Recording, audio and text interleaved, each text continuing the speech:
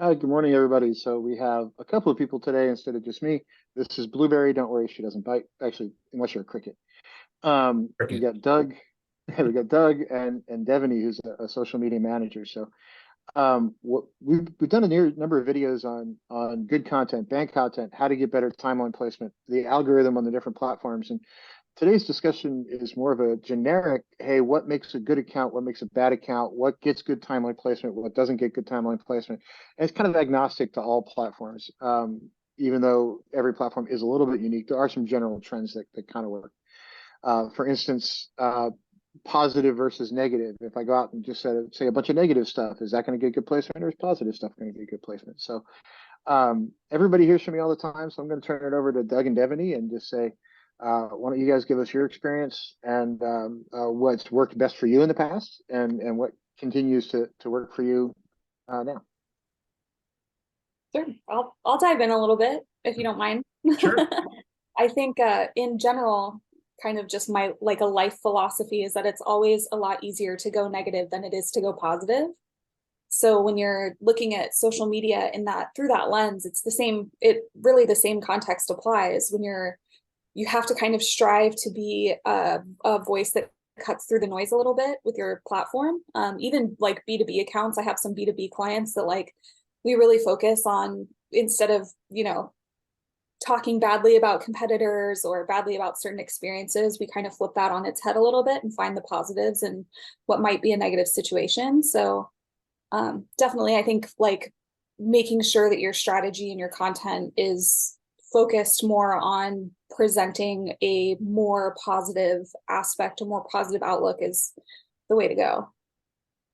Sure. And when you have that kind of stuff, do you see a better engagement rate with those kinds of posts?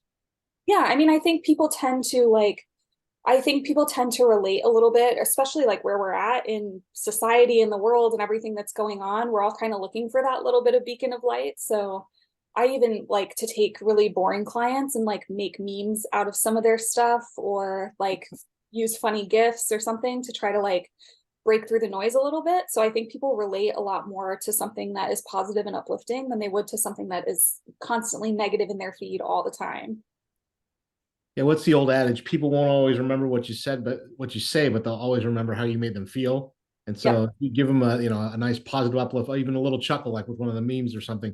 Now they're engaged. Now they kind of remember that and are drawn back to you, as opposed to some negative rant that, yeah, they may remember that for the moment, but it's a negative impact on them, right? And so that'll carry through with do I care to keep following this account or keep looking at this account? Um, and also, the positive engagement thing spins not just on posting positive things, but also in engaging those that comment, like, share, repost, right? So you go and you message those folks or you interact with their comments. That again builds upon the positive feeling, and you don't, and typically you want to pick out those we've seen that are reacting positively and not necessarily negatively. The negatives, they're always going to be there. That's just part of the social media world we live in. But don't feed them the attention. Build up those that are giving the positive feedback as to those giving the negative feedback. I think we've seen that really help accounts grow as well. Yeah. So some of the platforms now are actually giving analytics on which posts gained you followers. And I have noticed on my account on the different platforms when I go and look at those individual posts that are positive versus sometimes everybody has a bad day and sometimes negative gets through. But if you look at the posts of mine that have been positive or funny, those are always the ones that have net growth of followers as a direct result of them. And whether that's on X or YouTube or wherever, anything that's ever potentially possibly negative, I've never seen growth out of it. I've always seen it out of the funny or the positive ones. I've also never seen growth out of something where it's like, hey, I'm going to tell you what this other guy said. Nobody cares. They'll go see the other guy, right? So I think content always matters. And I think original content, at least in my experience, tends to be a little bit more engaged and certainly goes a lot further than something that's just rehashing stuff people already kind of know. Have you two seen that same thing? Yeah, I think my one exception to that would be TikTok because there's a lot of like, I don't want to say there's a lot of negativity on TikTok, but there's a lot of like critical conversations happening on TikTok, especially if like someone disagrees with something that someone else said or someone posted something and it's like, what the hell are you posting? And it'll get stitched 1,000 times and everybody's like, go look at this person, they're crazy.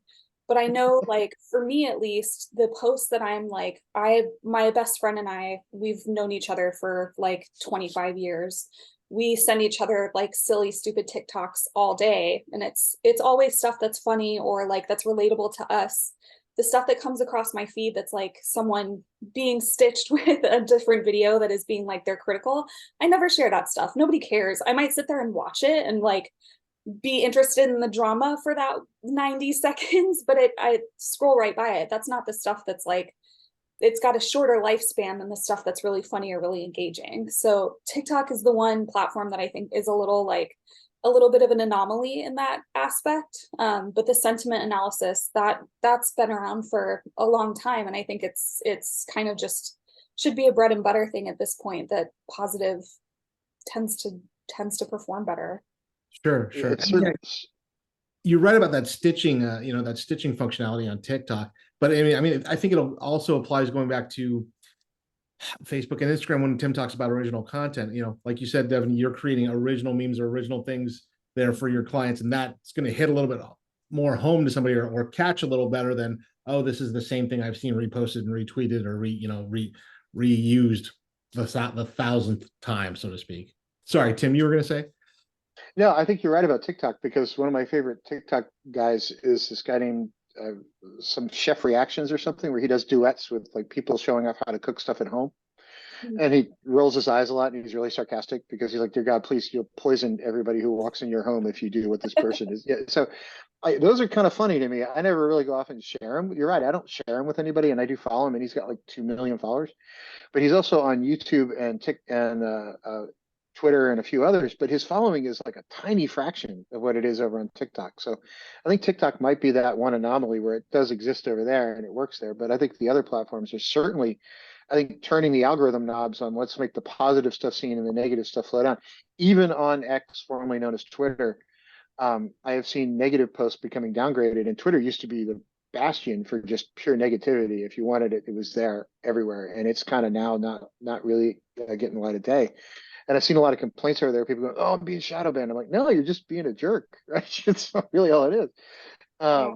So Well, it even on TikTok right now, there's not that the stitching isn't a huge thing, and not that that's not, prevalent, but even right now, there's a huge trend on TikTok. Someone started going to like Walmart, and they have angel trees at Walmart where you can pick a name off the tree, and it's like a child or an elderly person and like a couple of things that they might need for Christmas or want for Christmas. And you can pick names off the tree and then go shop for whatever they need and put it in a bag and drop it off, and you donate stuff for kids and elderly people during the holidays. That's become a huge trend on TikTok. People are filming themselves going into Walmart and picking names off of angel trees and shopping for these people during the holidays. So while like, yes, the like negative sentiment and the stitching is a thing, TikTok is still a playground for positivity too. It's just might be a little bit harder to find with all the crap that's on that platform, but Yeah. so To state, stitching is not inherently negative. I think that was initially how right. used to, oh, I'm gonna joke off of this person's post or this person's reel, this person's video. But I think we'll see it evolve over time, and positivity will hopefully rise to the top like it has on the other platforms. So Devin, you've been at this a while. I know on different platforms, there's certainly different audiences, right? So there's age differences, there's gender differences. For instance, the gender break on Pinterest leans largely female. The gender break on Twitter leans largely male. The other platforms are kind of more 50-50-ish, but the age breakdown changes a lot. Have you seen on any of the platforms where certainly in more recent years, the shift has changed dramatically from what it was just 3, 4, 5 years ago, where, for instance, you used to be able to get that clickbait or that great picture out there, and all of a sudden it went viral. And now all of a sudden, all those things have kind of changed. Is there one platform that changed more than the others that you've noticed? I would say Instagram probably. I think Instagram was a platform for like me as a millennial. I'm 35. I've been on Instagram for 11 years now, and I think as my age demographic has kind of grown up, the demographic shift of Instagram has shifted with us. And like my little sister who just turned 20 like 2 days ago, she doesn't use Instagram. She's on like Snapchat and TikTok. She and her friends don't care about Instagram. superfluous at this point. Same with Facebook. It's not a platform that even registers in her mind. But at her age, for me, Instagram was like the end all be all.